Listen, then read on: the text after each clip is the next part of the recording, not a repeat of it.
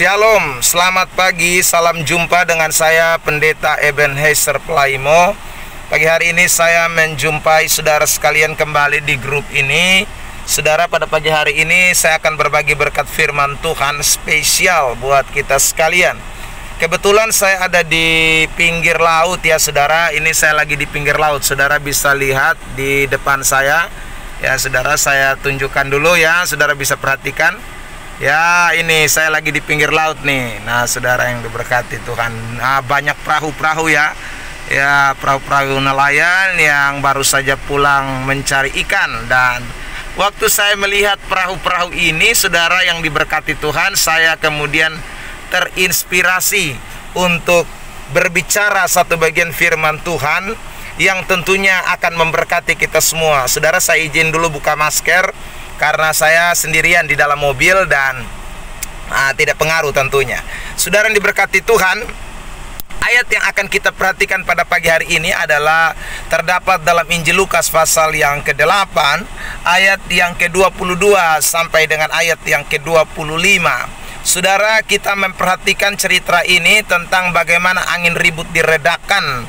Ya, saudara, waktu perjalanan Tuhan Yesus bersama dengan murid-murid menuju ke Gerasa atau ke Gedara untuk melakukan penginjilan KKR, melepaskan orang yang kerasukan setan ya saudara di kuburan itu.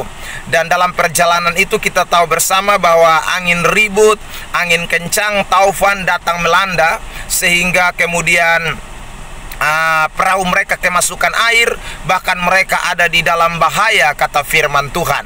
Nah saudara yang diberkati Tuhan, seperti tadi saya katakan bahwa karena saya ada di tepi laut, lalu kemudian melihat perahu-perahu ini, lalu kemudian saya teringat dengan ayat ini dan rindu berbagi berkat dengan Bapak Ibu Saudara.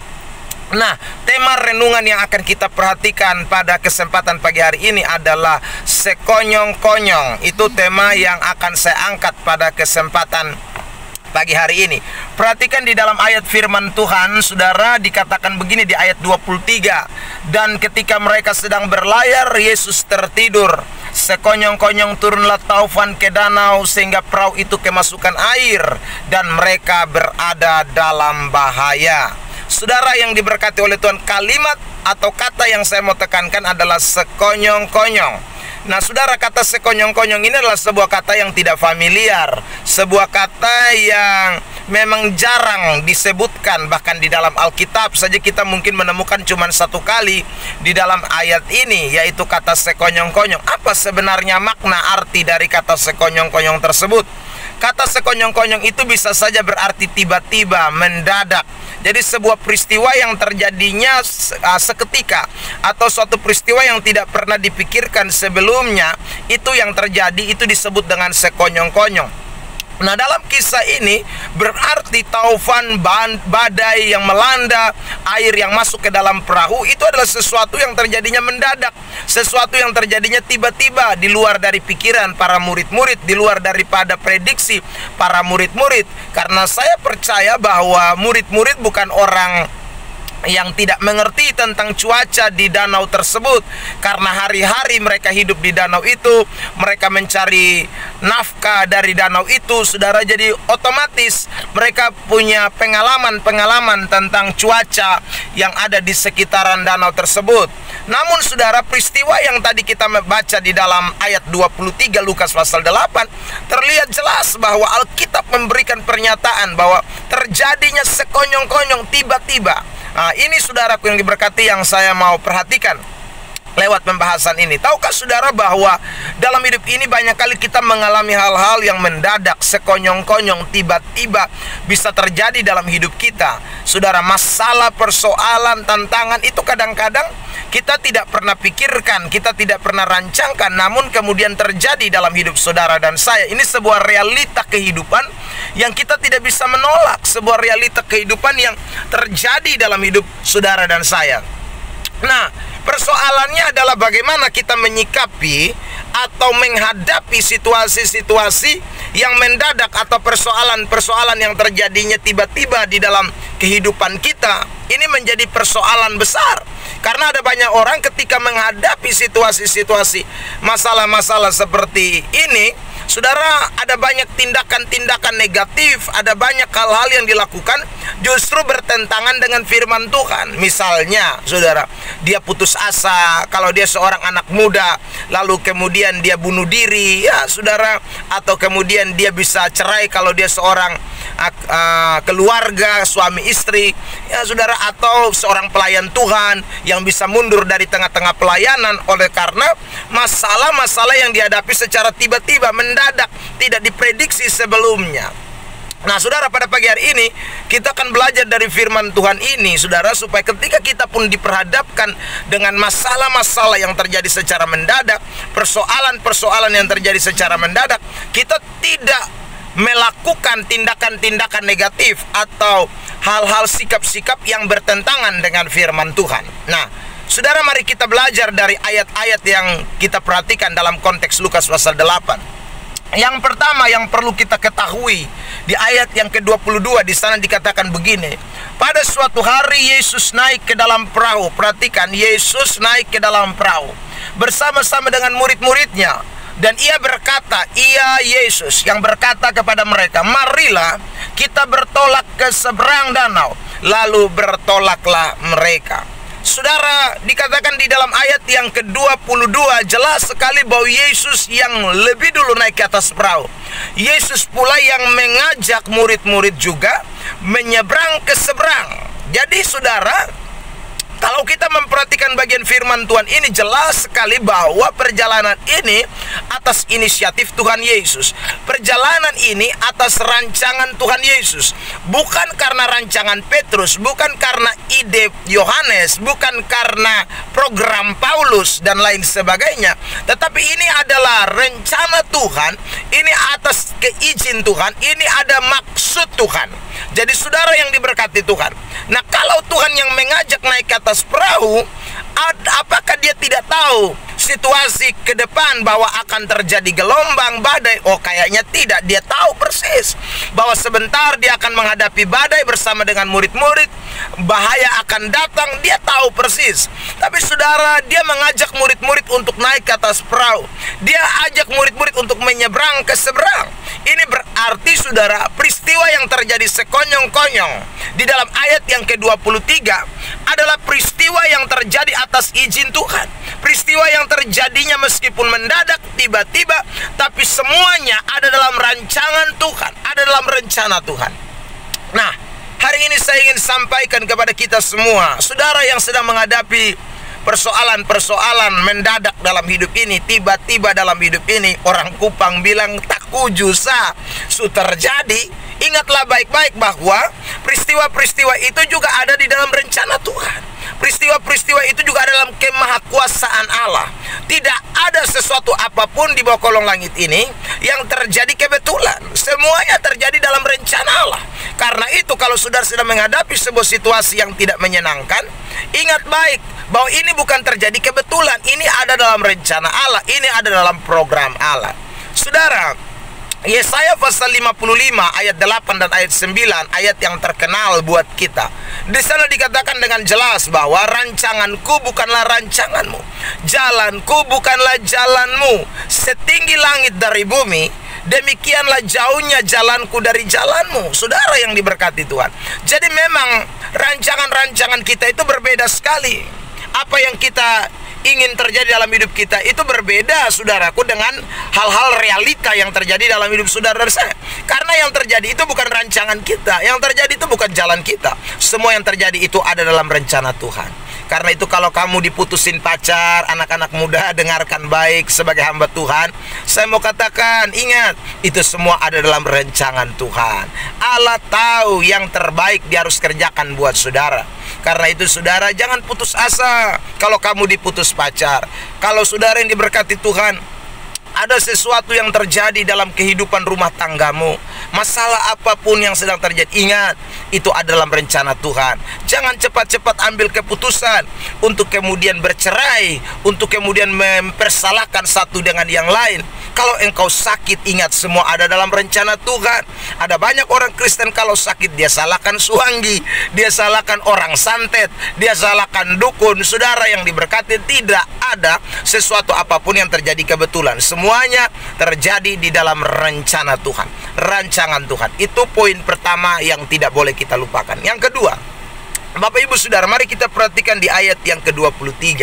Di sana dikatakan, dan ketika mereka sedang berlayar, Yesus tertidur. Ya, saudara ingat, tadi saya sudah katakan bahwa Yesus tahu badai yang terjadi, Yesus tahu gelombang yang terjadi, Yesus tahu taufan yang datang melanda, dia sudah tahu. Tapi dikatakan di dalam ayat ini Yesus tertidur. Kalimat ini menunjukkan bahwa Yesus seolah-olah tidak peduli. Yesus seolah-olah tidak mau tahu. Yesus seolah-olah membiarkan murid-murid.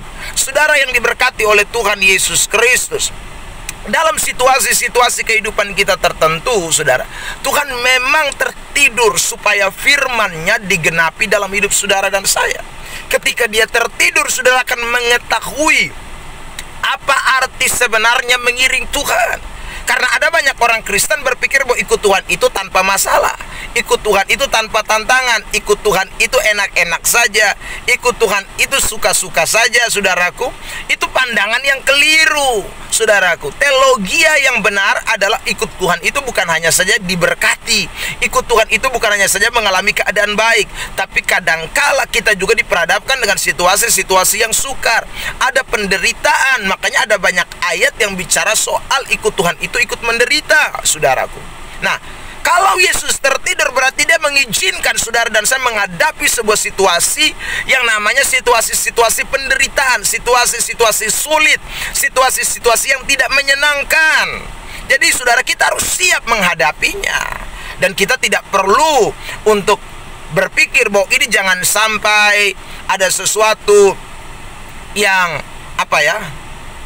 pokoknya kita mempersalahkan keadaan, mempersalahkan Tuhan karena kita pikir bahwa Tuhan tidak sayang kita lagi, kita pikir Tuhan tidak mau tolong kita lagi. Tidak sebenarnya, saudara. Kadang-kadang memang Tuhan mengizinkan kita menghadapi masalah tersebut supaya kita tahu apa arti mengiring Tuhan yang sebenarnya. Kita harus ikut menderita. Saya ingin kutip satu ayat di dalam kitab Roma pasal 8 misalnya, ayat yang ke-35.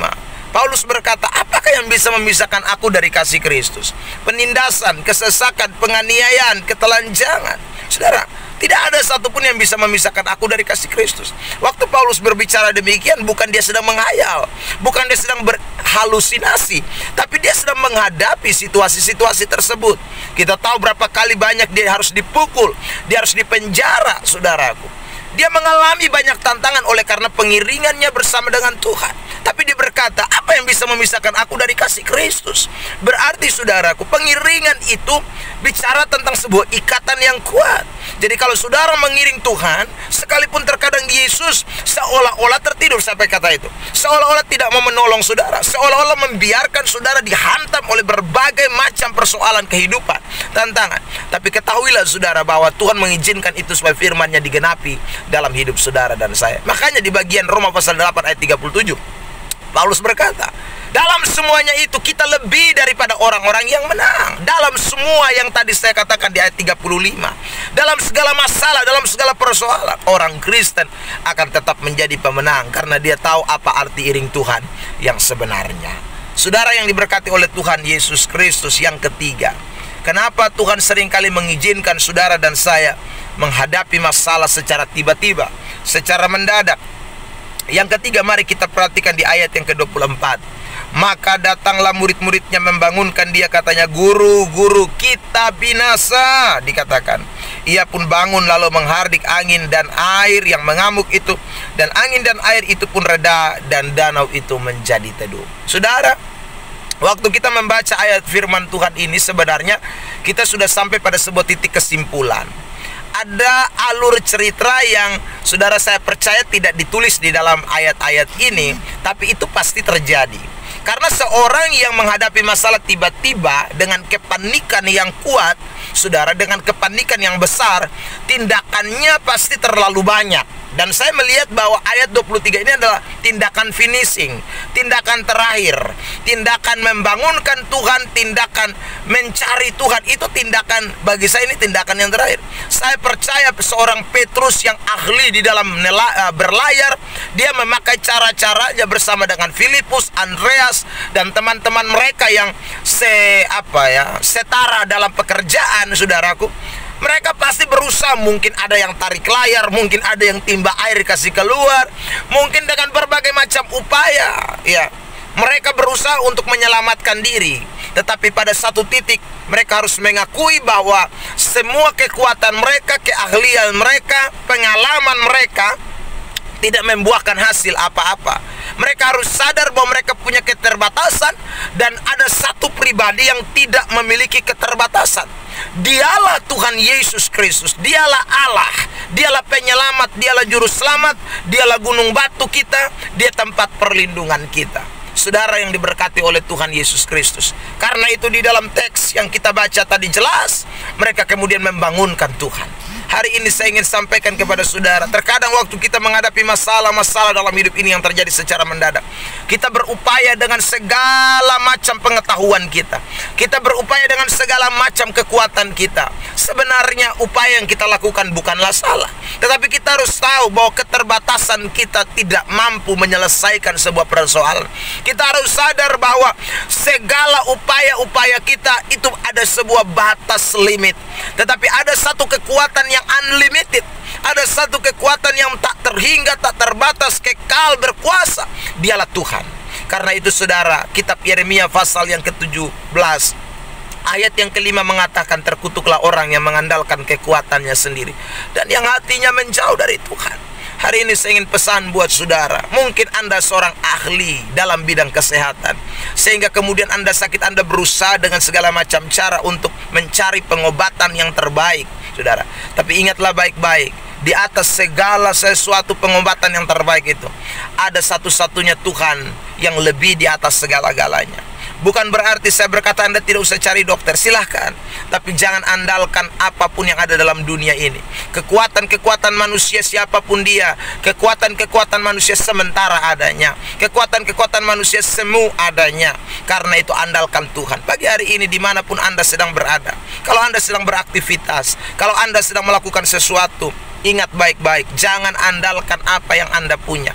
Idemu terbatas, pengetahuanmu terbatas, uangmu terbatas, kekayaanmu terbatas. Semua kekuatan-kekuatan kita terbatas. Tapi ada satu kekuatan yang tidak terbatas. Makanya Yeremia 17 ayat 7 mengatakan, diberkatilah orang yang mengandalkan Tuhan dan yang menaruh harapannya kepada Tuhan. Itu kata firman Tuhan. Saudara, yang berikut kita melihat di dalam ayat yang ke-25, di sana dikatakan, lalu katanya kepada mereka, di manakah kepercayaanmu? Maka takutlah mereka dan heran. Lalu berkata seorang kepada yang lain, siapa gerangan orang ini sehingga ia memberi perintah kepada angin dan air dan mereka taat kepadanya? Kalimat yang saya mau tekankan adalah, di manakah kepercayaanmu? Waktu kita diperhadapkan dengan sebuah situasi kehidupan, saudara yang diberkati Tuhan, akan terlihat jelas tingkatan level iman kita. Itu akan terlihat waktu kita sedang diperhadapkan dengan masalah. Imanmu tidak terlihat waktu Anda sedang WL di gerejamu. Imanmu tidak terlihat waktu Anda sedang berkhotbah. Imanmu tidak terlihat waktu Anda sedang beribadah. Tapi imanmu akan terlihat waktu engkau menghadapi setiap persoalan kehidupan ini. Akan kelihatan level kepercayaanmu, tingkatan imanmu, rapor imanmu akan terlihat waktu Anda menghadapi sebuah persoalan kehidupan. Karena itu hari ini saudaraku, dengar baik-baik. Kalau Tuhan mengizinkan kita menghadapi sebuah masalah untuk mengoreksi kehidupan kita, oh ternyata saya jadi Kristen selama ini, tapi saya masih punya kelemahan-kelemahan di bidang ini. Oh, kalau saya menghadapi masalah, saya gampang putus asa, saya gampang kecewa, saya gampang persalahkan orang. Saudara, kita mulai ketahui ternyata level iman kita perlu diperbaiki, rapor iman kita perlu diperbaiki. Kita bersyukur Tuhan mengizinkan berbagai macam persoalan terjadi dalam hidup ini. Karena itu saudara, mari setialah dengan Tuhan. semakin giat dengan Tuhan. Apapun yang Tuhan izinkan terjadi. Pesan saya sebagai hamba Tuhan pada kesempatan pagi hari ini, ingat, hal yang pertama semua terjadi atas izin Tuhan.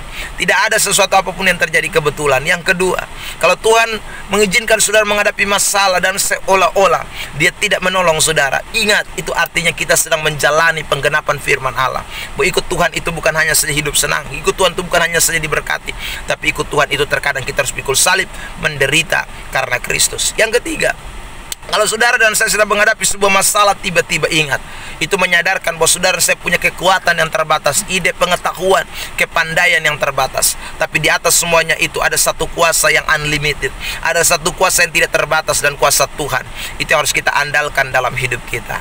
Dan yang terakhir, jangan lupa saudara, ingatlah bahwa Tuhan mengizinkan setiap masalah persoalan terjadi dalam hidup kita untuk membuktikan iman kita semakin murni, semakin luar biasa, semakin naik, semakin bertumbuh di dalam Tuhan. Tuhan Yesus memberkati kita. Selamat beraktivitas dan sampai ketemu di lain kesempatan, tentunya dengan berkat-berkat yang baru. Say goodbye. Haleluya.